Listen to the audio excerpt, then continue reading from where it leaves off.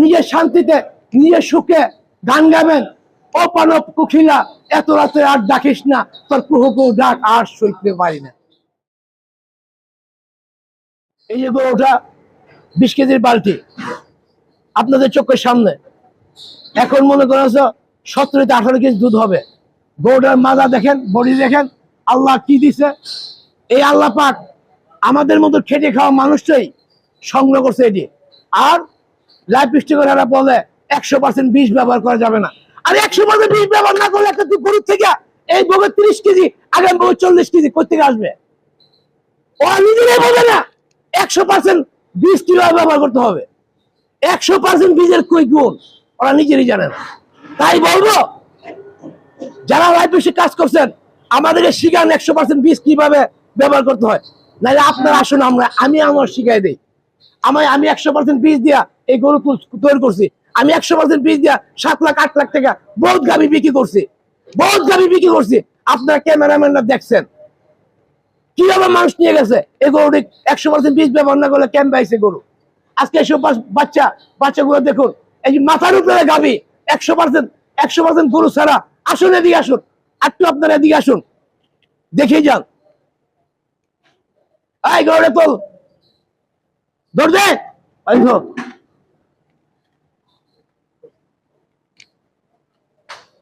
খাবে না, ওই সামনে তোল।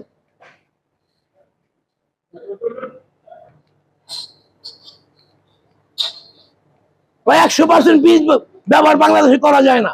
কারা বলে? এই বাংলাদেশ সরকার যারা মিলিয়ন মিলিয়ন টাকা দিয়ে যাদেরকে বেতন দিয়ে রাখছে তাদের কোনো কিন্তু তো নাই এই দেশটা এগিয়ে নেওয়ার।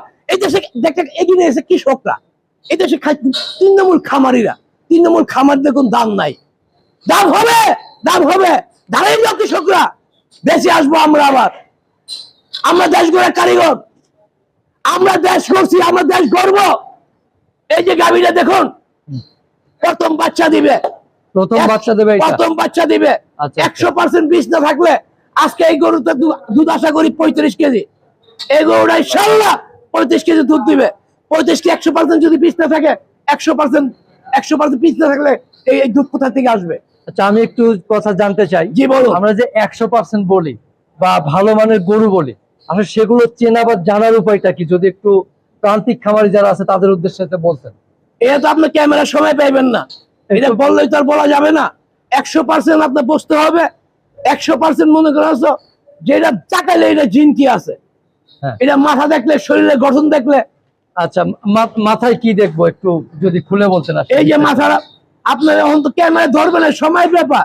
এই যে মাথাটা কথা বলছেন, এই যে বডিটা, ওর জিনটা কি আছে, ওর শরীরের গঠন কি আছে, ওর পাও কি আছে, ওর দুধের ধারা কি আছে। এই যে আপনার সামনে একটা গরু শুয়ে রয়েছে, এটা মনে করেছে 100%।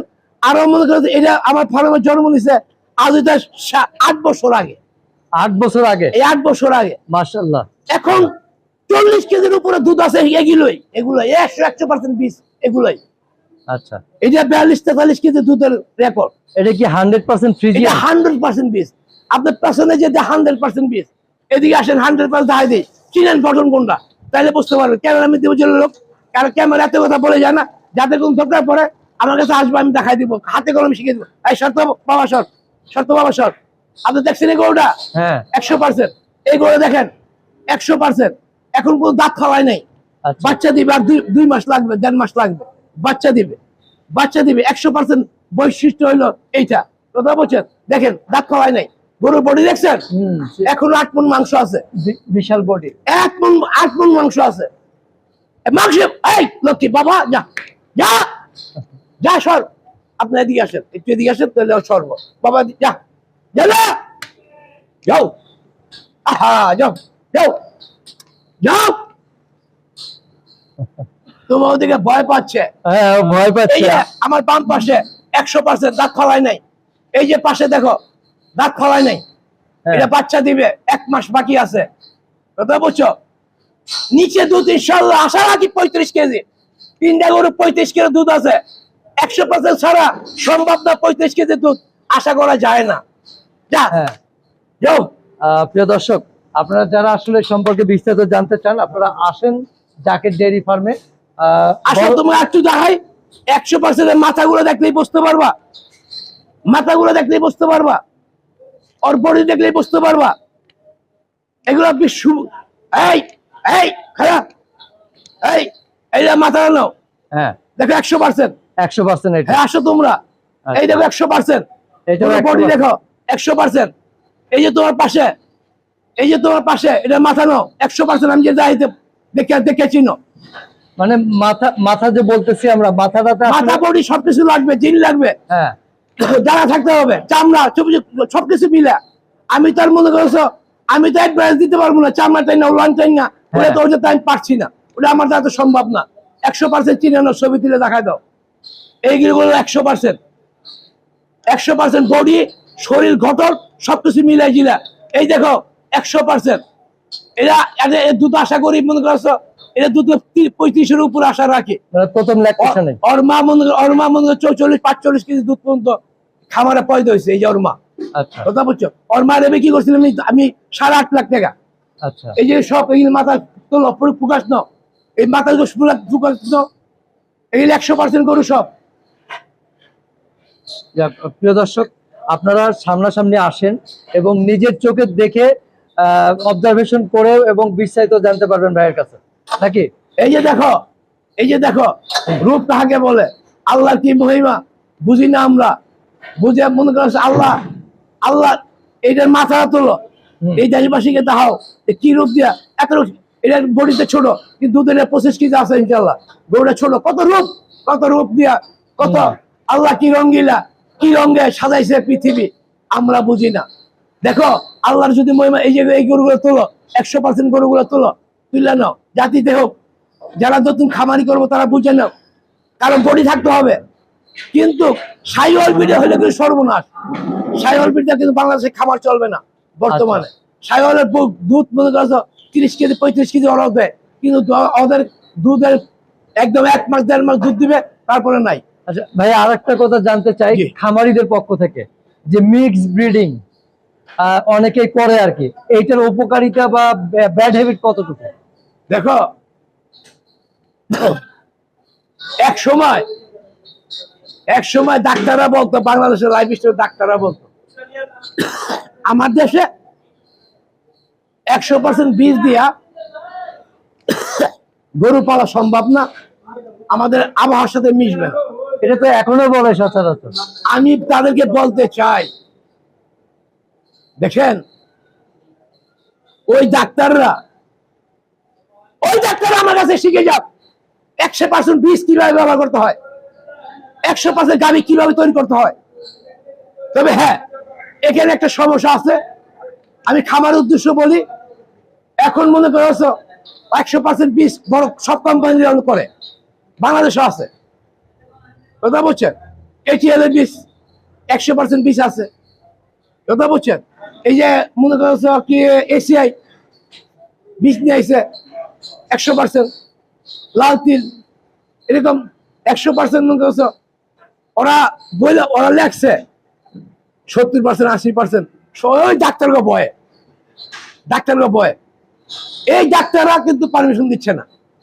এখন দেশ এগিয়ে যাবে, এই ডাক্তার একদিন ফুলের মালা জায়গা জুতার মালা খাবে। এই যে বাচ্চারি আমি যে বাচ্চারি হইতাছি, তবে একটা খামারের উদ্দেশ্যে একটা কথা বলতেই হয়, না বলে নাই।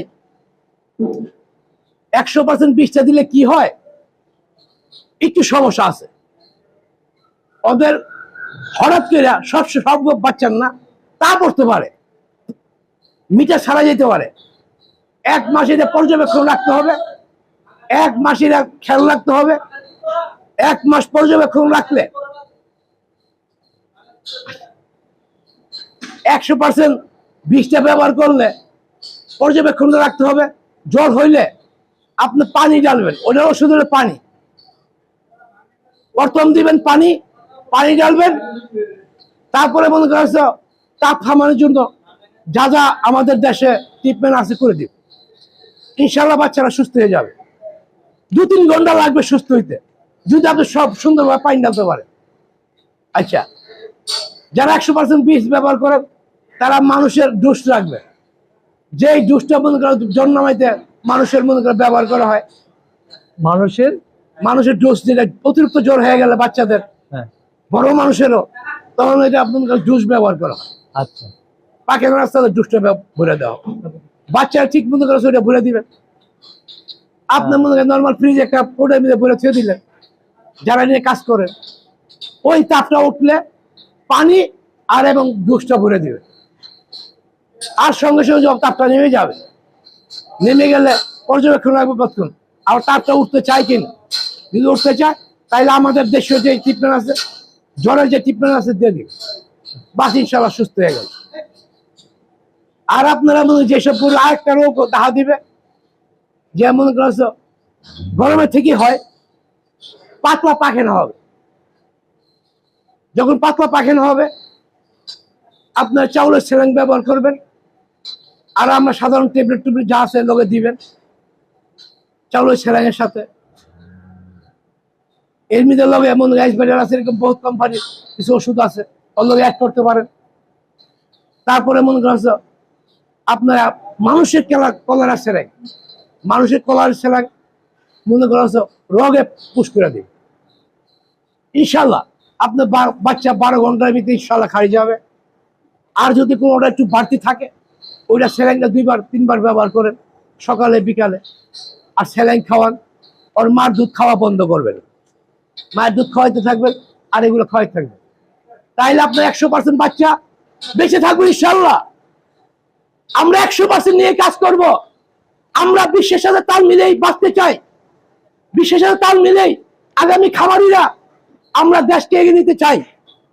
আপনার ডাক্তারের কথা শুনবেন না, আপনার ডাক্তার আমার সাথে বসো, হয়তো ডাক্তারের কথা মানে আমি মানবো না, ডাক্তার আমার কথা মানবে, একটা মানতে হবে। 50 বছরের অভিজ্ঞতা বলছি, এবং কোন ডাক্তার নেই আমাকে সাজেশন দেয়, একটি ডাক্তারের প্রয়োজন পড়ে নাই।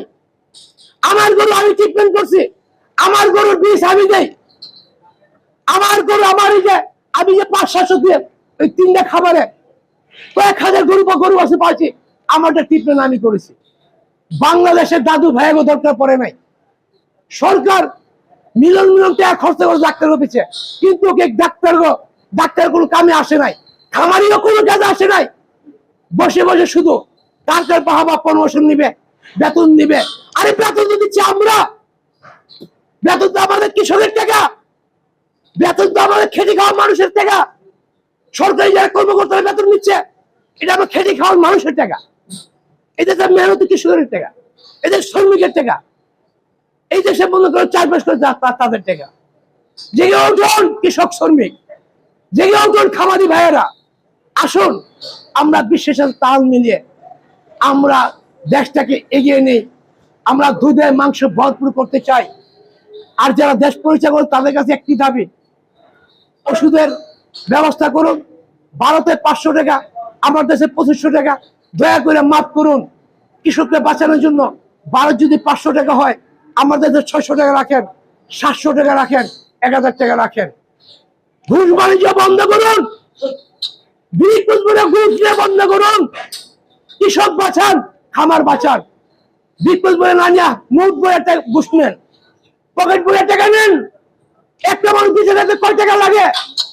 আজকে সরকারি চাকরি নেওয়ার জন্য পোলা পেলে ছুটে 10 লাখ, 20 লাখ, 50 লাখ টাকা ঘুষ দিয়া। কারণ সরকারি চাকরি হলে ঘুষ নিয়ে ঢাকা সড়ক তৈরি করা যায়, বিদেশে বাড়ি করা যায়। কারণ ঘুষ বাণিজ্য, যেমন ঘুষ দিয়ে চাকরি, ঘুষ বাণিজ্য আরো দেশটা ছিন্ন খিন্ন হয়ে যাবে। এই দেশে ঘুষ বাণিজ্য বন্ধ করতে হবে।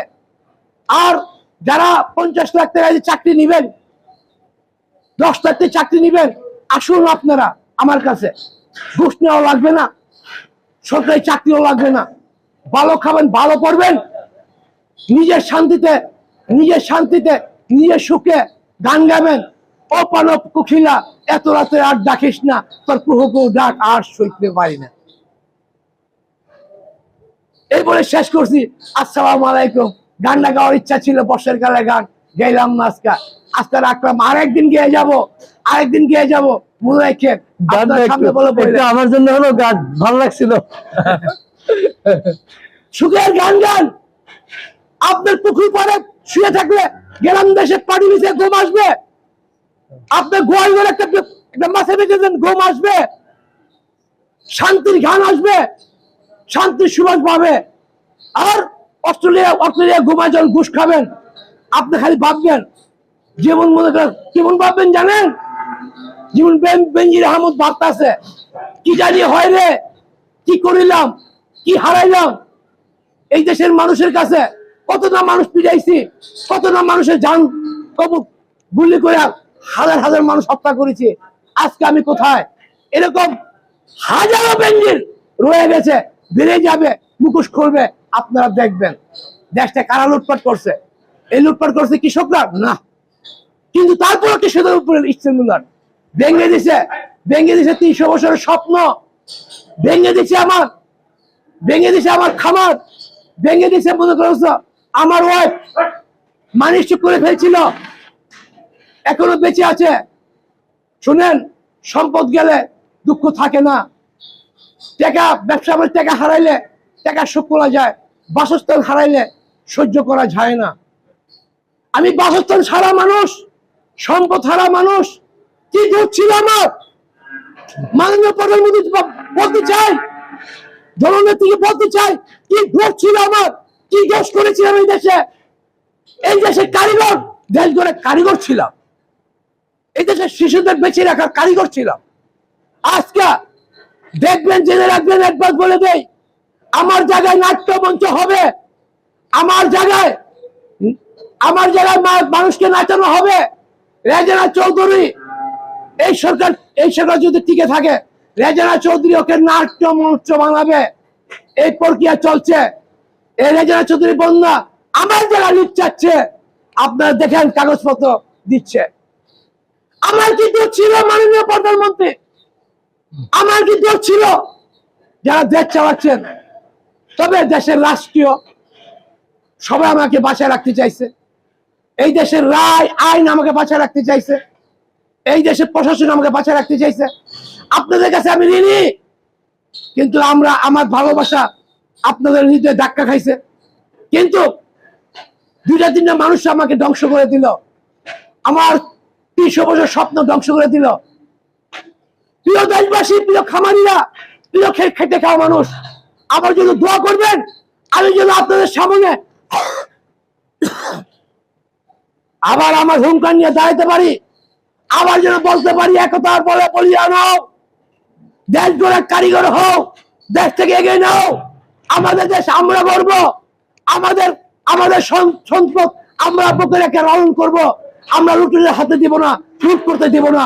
দেশটা সুমন ভাই এগিয়ে আসো, তোমার মতন আরো 10টা সুমন ভাই এগিয়ে আসো। সুমন ভাইকে সালাম হাজারো ছিল দিয়ে আমি শেষ করছি। আসসালামু আলাইকুম।